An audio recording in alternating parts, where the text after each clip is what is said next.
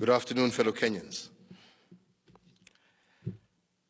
Once again, I have additional names that I wish to forward to the National Assembly for appointments into government.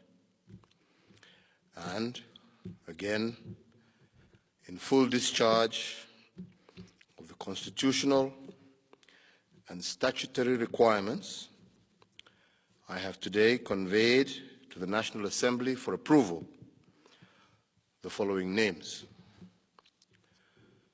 Justice Paul Kihara Kariuki as my nominee for the position of Attorney General.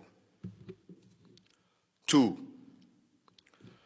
Nuuridiin Xaaji as my nominee for the position of Director of Public Prosecution. Also, to the position of Chief Administrative Secretary, I have appointed Engineer John Musonik to be the CAS for Petroleum and Mining. CAS Sports, Hassan Noor Hassan.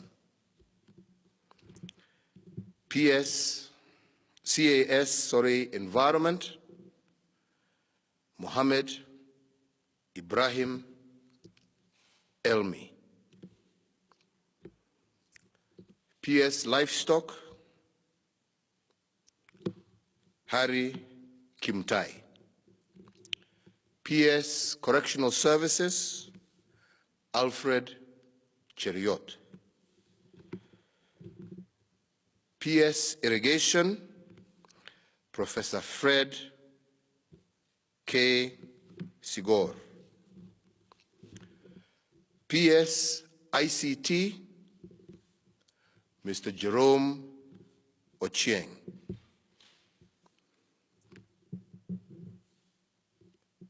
PS EAC, Susan Komen. PS Mining, John Murangi Omenge. I have also nominated for the position of Ambassador, Ambassador Richard Titus Ekai.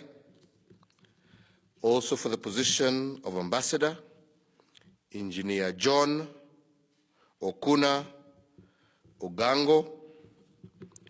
Also for the position of Ambassador, Wilfred Kisuka Machage. Thank you, and God bless you.